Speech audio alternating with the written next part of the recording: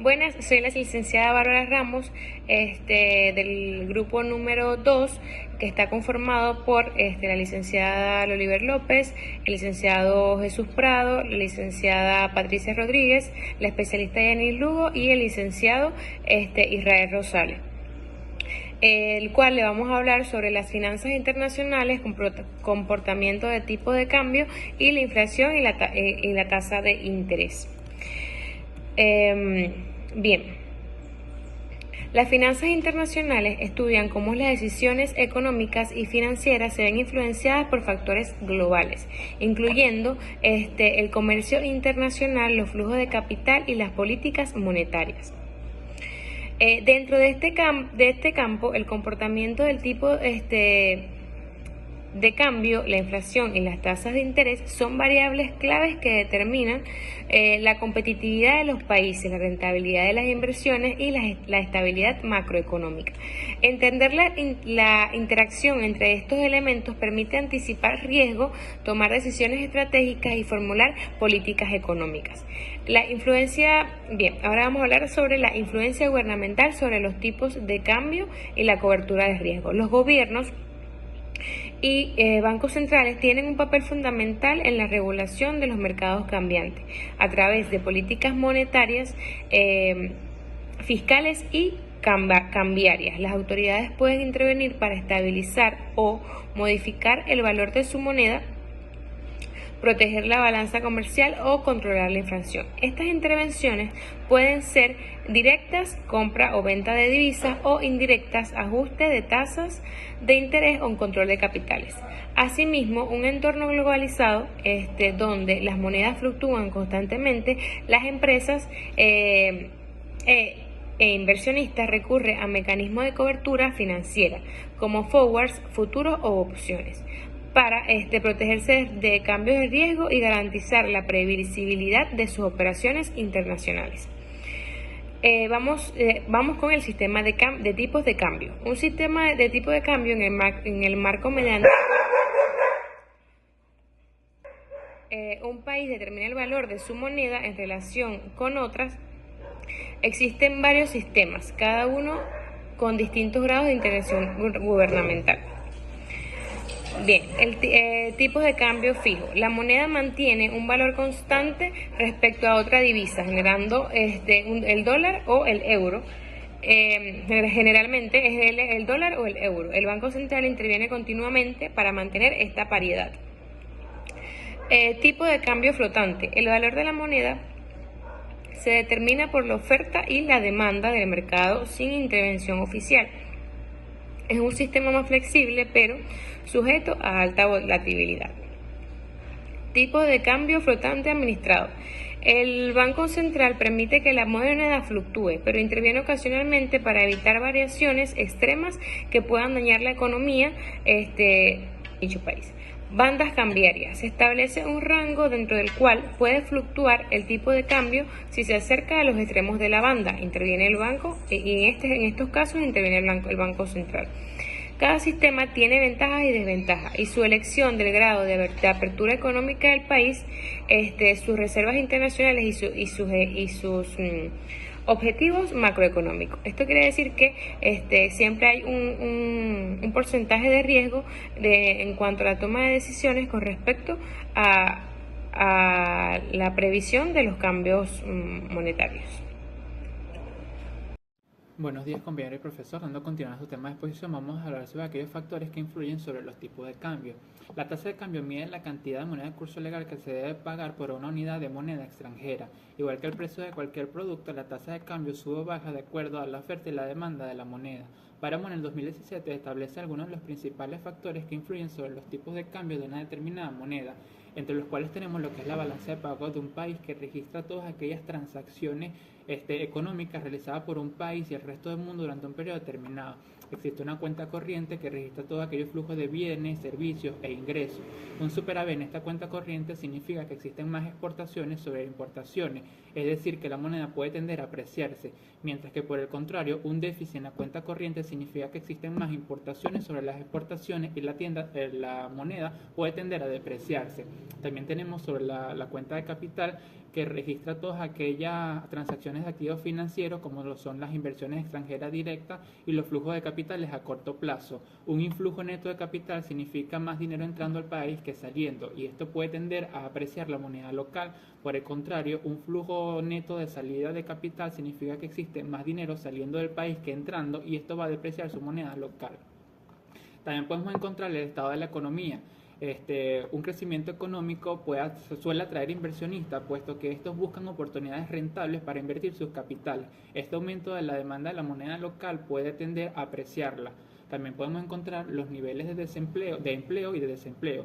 Un nivel de empleo bastante alto generalmente indica que la economía es fuerte, lo que puede fortalecer su moneda. Un índice de desempleo bastante alto lo que va a tender es a debilitar la moneda del curso legal. También podemos encontrar los factores políticos y psicológicos de una nación. Estos se encuentran en lo que son las estabilidades políticas, como la incertidumbre, la corrupción, los conflictos internos o las tensiones geopolíticas que pueden generar desconfianza en los inversores y provocar una fuga de capitales, lo que hace que se deprecie su moneda. También las políticas fiscales y monetarias son bastante importantes, ya que estas son implementadas por el gobierno y el Banco Central y tienen un impacto, una incidencia directa sobre la economía y por lo tanto sobre la moneda.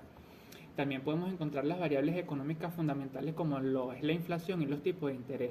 Un país con una alta tasa de inflación generalmente verá cómo su moneda se va depreciando con el tiempo, puesto que su poder adquisitivo se va debilitando.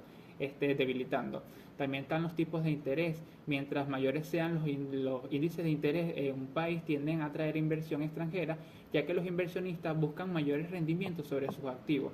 Este aumento en la moneda local tiende a apreciarla. También podemos encontrar lo que es la fe en la habilidad de un gobierno para respaldar su moneda. Aquí entra en juego algo muy importante sobre las reservas internacionales, ya que un nivel adecuado de reservas en moneda extranjera proporciona que el gobierno en cualquier momento tenga la capacidad de poder intervenir en un mercado cambiario para poder estabilizar la moneda y cumplir con sus pagos internacionales. Además que una política fiscal sostenible gestiona o permite que los gobiernos puedan gestionar sus finanzas de manera responsable, evitando déficits fiscales excesivos y una deuda pública insostenible que genera una mayor confianza de su moneda. También Robert Carvalho también determina algunos tipos de cambio a largo plazo que influyen sobre sobre las fluctuaciones del valor de los tipos de cambio. Entre estos podemos encontrar los niveles de los precios relativos, ya que este análisis sugiere que un incremento en el nivel de precios, por ejemplo en Venezuela, respecto a los niveles de precios de otros países, provoca una depreciación del bolívar a largo plazo, al igual que los niveles de productividad relativos, ya que en otras palabras, a medida que un país se torna muchísimo más productivo respecto a otros países, producirá bienes de forma más baratas que sus competidores extranjeros y su moneda se va a apreciar. Por el contrario, si se torna menos productivo, esta se va a depreciar. También podemos encontrar las preferencias por bienes nacionales o extranjeros. Un incremento en la demanda de exportaciones de un país puede provocar que la moneda se aprecie a largo plazo y por el contrario, que el incremento de la demanda de las importaciones provoque una depreciación de su moneda nacional. Las barreras de comercio también entran en juego sobre estas variables, ya que imponer aranceles de un país a otro provoca que las importaciones sean muchísimo más costosas que el producto nacional. Esto desalienta que los habitantes locales compren productos en otro país. En otras palabras, estas barreras de comercio, como los aranceles o las cuotas, provocan que la moneda del país que impone las barreras se aprecie a largo plazo, ya que reduce significativamente lo que son los niveles de importación. Ahora bien, hablemos sobre los riesgos de cambio. La tasa a la que una moneda se convierte en otra no es una constante estática, puesto que fluctúa dinámicamente influenciada por factores económicos, políticos y hasta psicológicos. Esta volatilidad inherente a los mercados de divisas introduce una serie de factores o riesgos significativos conocidos comúnmente como son los riesgos de cambio. Al respecto, Levy en el 1997 lo define como el riesgo cambiario, aquella variabilidad de los valores de los activos, pasivos u otros ingresos en términos reales y de la moneda nacional o de referencia para la empresa, como consecuencia de variaciones no anticipadas del tipo del cambio. La volatilidad en el tipo de cambio o cambiario es un riesgo al cual se encuentran expuestos todos aquellos agentes que realizan operaciones en las que se involucran liquidaciones con monedas extranjeras, como es el caso de aquellas empresas exportadoras o importadoras. Las variaciones en el tipo cambiario pueden afectar considerablemente a los flujos de caja actuales generados por la empresa durante una actividad operativa, De hecho, las variaciones en el tipo de cambio fueron consideradas como la tercera amenaza más importante en el desarrollo internacional de la actividad empresarial en una encuesta realizada a 1.400 directivos por aquella empresa de Wall Street Journal. Por lo tanto, el riesgo cambiario depende, por un lado, de la intensidad de las fluctuaciones del tipo cambiario, que a su vez está en función a la volatilidad asociada a las divisas, y por otro lado, del grado de exposición de la empresa a estas fluctuaciones. El riesgo especialmente relevante para aquellas empresas con operaciones internacionales, ya sea importando, exportando, teniendo filiales en el extranjero, ya que estas manejan flujos de efectivo en diferentes monedas. También tenemos lo que son los inversores con activos en monedas extranjeras, ya que aquellos invierten en acciones, bonos u otros activos denominados en divisas distintas a su moneda de curso legal y están expuestos también a este riesgo. Y por último, pero no menos importante, tenemos los individuos que realizan transacciones en monedas extranjeras. Esto puede incluir viajes, compras en línea o la recepción de pagos en divisas. Buenos días, en esta mañana le habla la licenciada Patricia Rodríguez y yo les voy a hablar sobre los tipos de riesgo presentes en las operaciones de cambio. Según el autor Martínez Martínez, para su libro del año 2002, él nombra o menciona varios tipos de riesgo, pero en este caso yo voy a mencionar los tres más resaltantes, que serían el riesgo de transacción, el riesgo de traducción y el riesgo económico. El riesgo de transacción acecha a las transacciones internacionales cotidianas, es decir, surgen siempre que transcurre un lapso de tiempo entre el acuerdo de un precio en una moneda extranjera y la liquidación efectiva del pago. Mientras que el riesgo de traducción, este tipo de riesgo cambiario afecta a las empresas con operaciones internacionales. Es decir, surge de la necesidad de traducir los estados financieros de las filiales que operan en diferentes monedas a la moneda local de la matriz.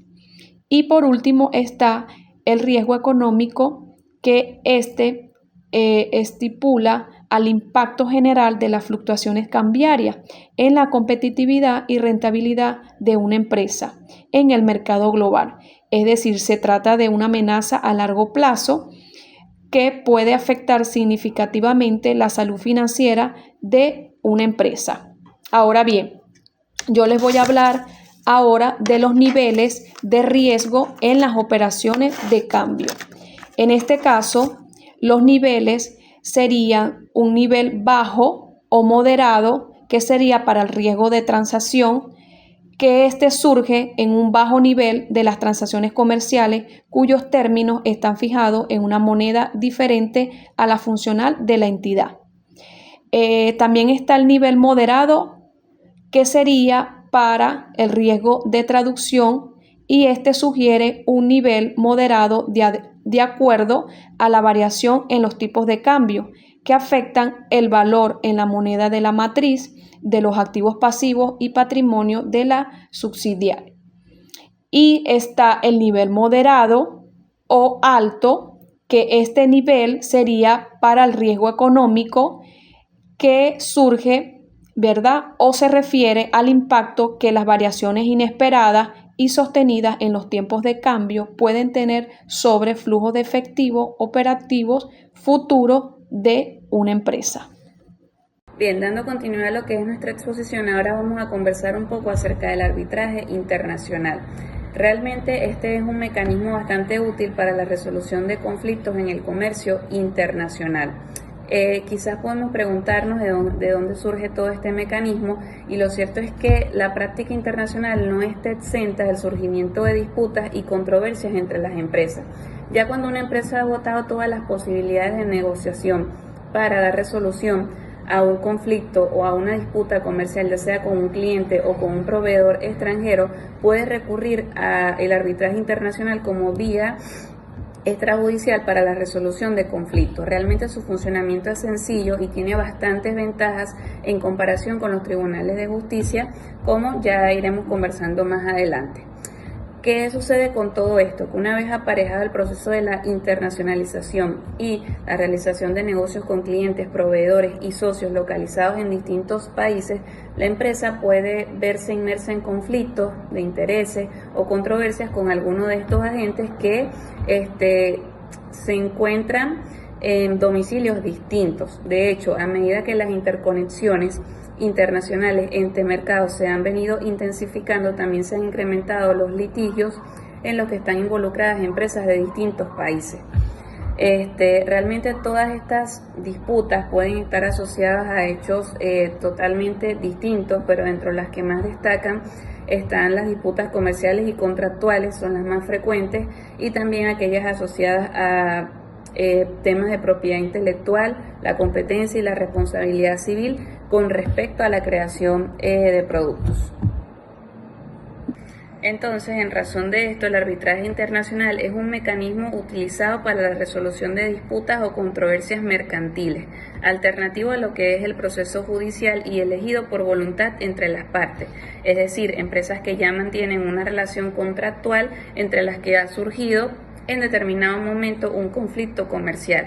Por lo tanto, el sometimiento al arbitraje internacional siempre es voluntario y responde a un acuerdo entre las partes cuando ya han agotado otras vías o mecanismos para resolución de los conflictos. Es importante destacar que en todo este proceso, al ser un acuerdo voluntario entre las partes, estos tienen la posibilidad y la habilidad de elegir los árbitros, el idioma, el lugar y la ley bajo la cual se regirán. Entonces, realmente el árbitro puede ser puede ser uno o varios los encargados de dar solución al conflicto. Hablamos de arbitraje internacional cuando las partes relacionadas tienen su domicilio o residencia en diferentes estados, países o naciones y tienen nexos significativos con un ordenamiento jurídico extranjero. El arbitraje internacional realmente está regulado por convenios y tratados internacionales, tanto bilaterales como multilaterales.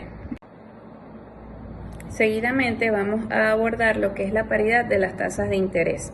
Realmente la paridad de las tasas de interés se basa en la ley del precio único, pero aplicada a los mercados de activos financieros. En cuanto a aquellos activos que estén cotizados en la misma moneda, deberán tener un mismo valor, sea cual sea el mercado en que se coticen. Realmente la paridad de las tasas de interés indica que el rendimiento de invertir en dos monedas diferentes debe ser igual cuando se elimina el riesgo cambiario. La paridad de las tasas de interés indica que el rendimiento de invertir en dos monedas diferentes debe ser igual cuando se elimina el riesgo cambiario utilizado en contratos a futuro. Más adelante vamos a precisar un ejemplo bastante práctico y sencillo para comprender mejor esta paridad. Pero es importante mencionar que la paridad de las tasas de interés ayuda a inversionistas y empresas a comparar inversiones internacionales de forma justa. Por otro lado, les permite calcular el tipo de cambio futuro implícito, que no siempre se visualiza al inicio. Como un tercer punto, evitar pérdidas por riesgo cambiario, y como un cuarto punto, diseñar coberturas financieras que les permitan tomar decisiones más acertadas y obtener un rendimiento financiero más adecuado a las expectativas de ellos como inversionistas.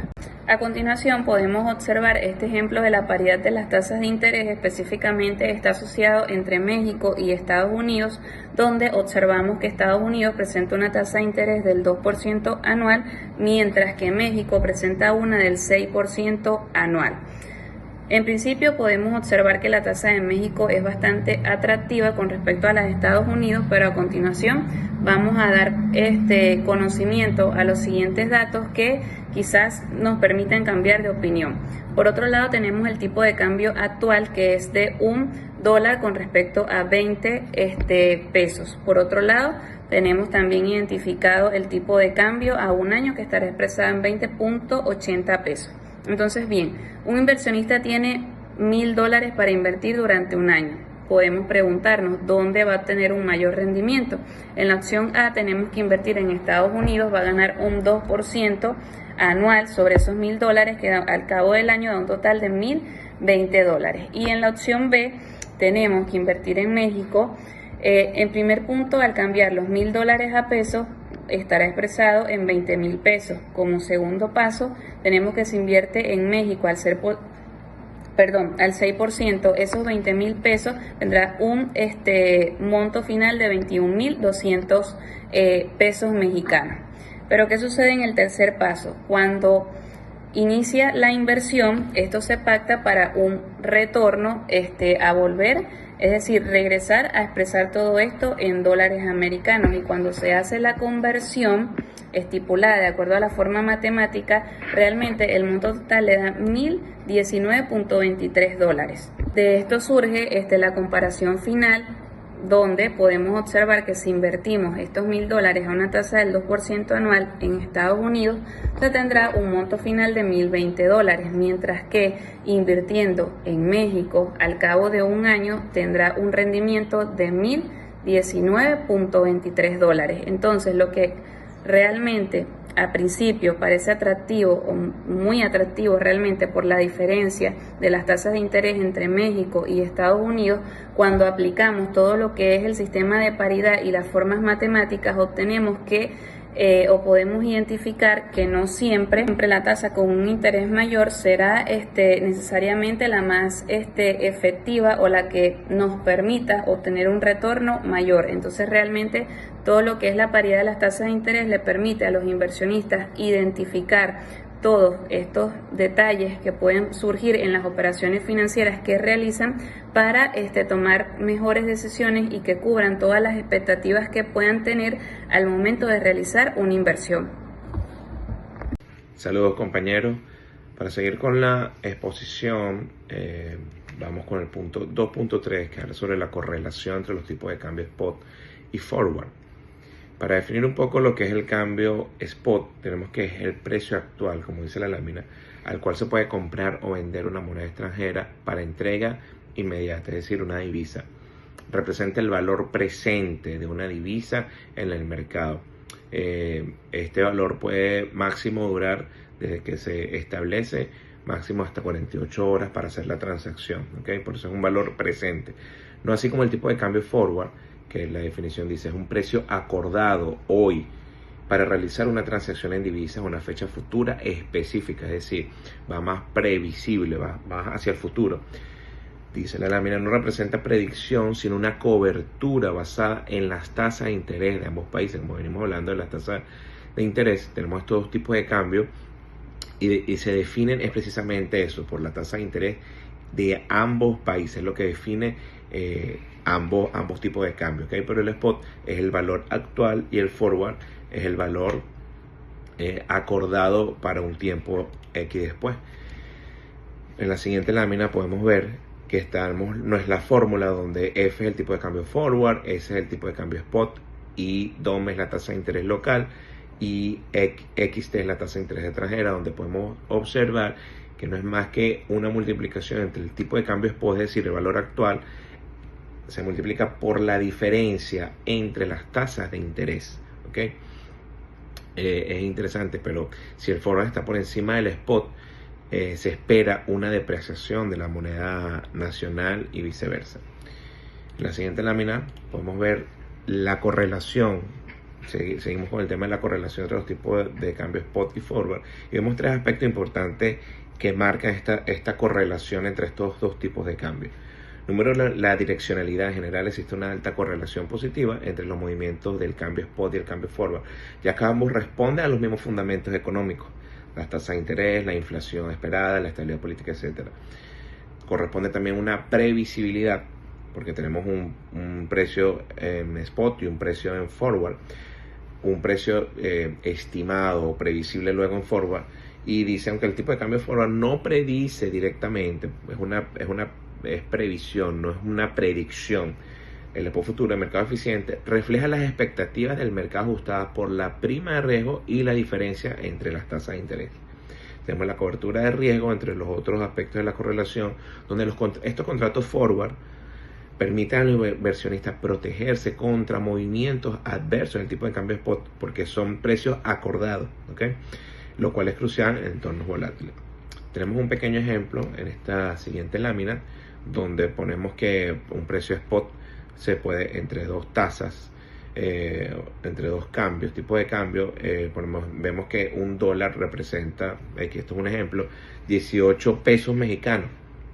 Para ese momento la tasa de interés en USA es del 5% anual, y en la tasa de interés en México es el 9% actual. El forward a un año podemos observar que metemos en la fórmula y da que el forward, 18 por 1 más la tasa de interés de USA entre la tasa de interés de México, da 17.34 pesos mexicanos con respecto a un dólar. Es decir, gana posición frente al dólar en este ejemplo que vemos. Para continuar la exposición, vamos con el capítulo 3, ya dejando las tasas de interés. Y ahora vamos a hablar la relación entre la inflación, las tasas de interés y los tipos de cambio. ¿Okay? Aquí ya entra en juego el tema de la inflación. Y el primer punto que vamos a ver es la paridad del poder adquisitivo. Como vemos en esta lámina, dice que la teoría inicialmente la inició David Ricardo y la desarrolló posteriormente Gustav Cassel, y se basa en la ley del precio único. Esta ley explica que un producto debe tener el mismo precio en el país A y en el país B, o el país X o el país Y, por decir algo. Un iPhone, si cuesta $1.000 en Estados Unidos, debería costar $1.000 en Venezuela. El arbitraje, Loli nos hablaba un poco del arbitraje, será el encargado de explotar la diferencia de precio hasta que desaparezca. Ahora, en esta siguiente lámina tenemos dos tipos de paridad del poder adquisitivo. La primera es la paridad de poder adquisitivo absoluto, donde el tipo de cambio entre las dos monedas debería equilibrarse de tal forma que el poder de compra sea equivalente en ambos lugares.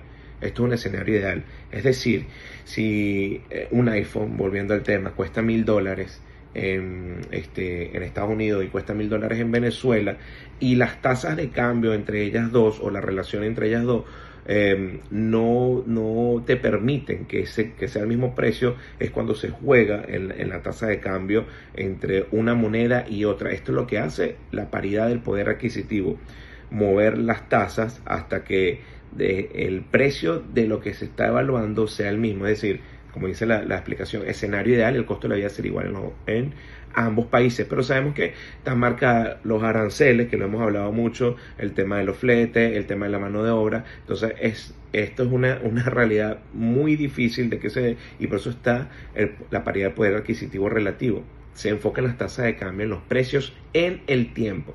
Establece que la variación porcentual del tipo de cambio entre dos monedas será aproximadamente igual a la diferencia entre las tasas, pero de inflación entre ambos países. Entonces aquí las tasas de interés no toman el papel como lo estamos viendo anteriormente, sino que las tasas de inflación son las que van a marcar realmente si se va a dar esta paridad del poder adquisitivo.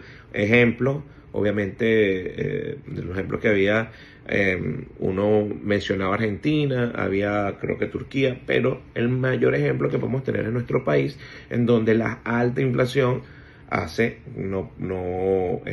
que la moneda pierda el valor, y bueno, el resto de historia. Continuamos con nuestra compañera. Buenos días. Para dar continuidad con la exposición, vamos a hablar ahora acerca del efecto Fisher International, el cual es una de las hipótesis del economista Irving Fisher, donde plantea dos teorías que contribuyen a explicar las relaciones entre los tipos de cambio, las tasas de interés y los precios en el largo plazo, cuando no hay intervención gubernamental y tipos de cambio flexibles. Bien, entre estas hipótesis tenemos que la teoría del efecto Fisher plantea que las tasas de interés nominales en cada país van a ser igual a las tasas de rendimiento real más la compensación requerida para la inflación esperada. Asimismo, la teoría del efecto Fisher International plantea que el tipo de cambio al contado debería variar en una cantidad igual, pero en una dirección opuesta a la diferencia entre las tasas de interés de dos países.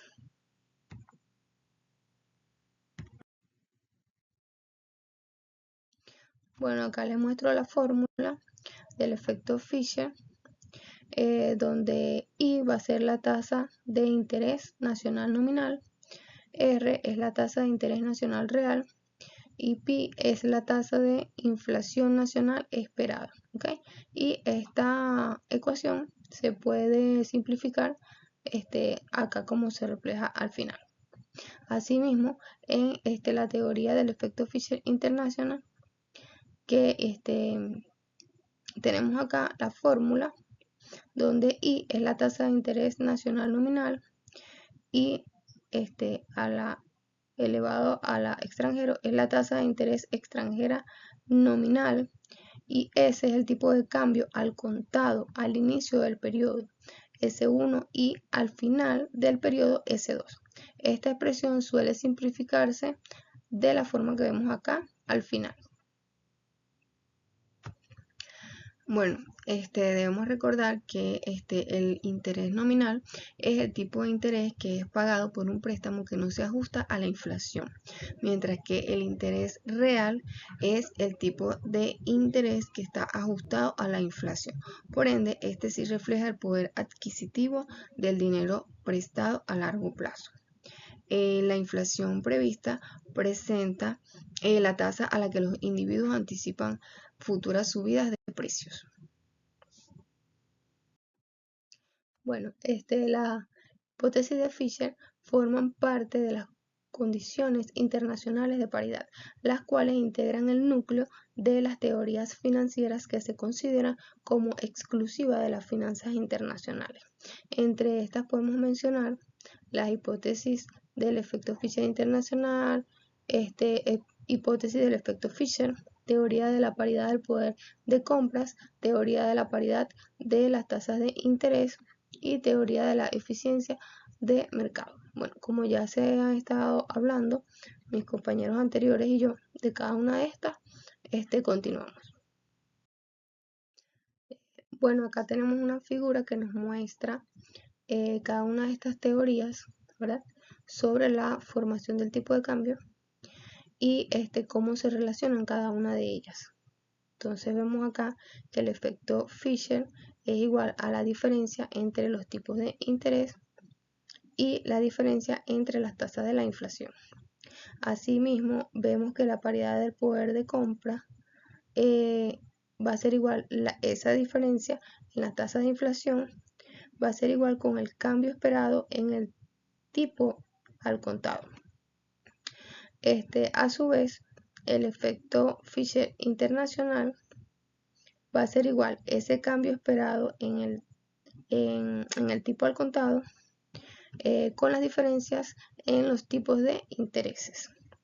De la misma manera, la paridad de los tipos de intereses va a ser igual esa diferencia en los tipos de intereses nominales, ¿verdad? Va a ser igual con la diferencia entre los tipos a plazo y al contado. Y finalmente, la teoría de las expectativas va a ser igual, dicha diferencia entre los tipos a plazo y a contado, va a ser igual con el cambio esperado en el tipo a contado. Entonces vemos cómo se relacionan cada una de estas para determinar los tipos de cambio. Y bueno, ya para concluir, tenemos que las finanzas internacionales tienen un impacto significativo en el mundo de las finanzas, economía e inversión, ya que las decisiones financieras a nivel global afectan directamente a los mercados y a la economía de los países.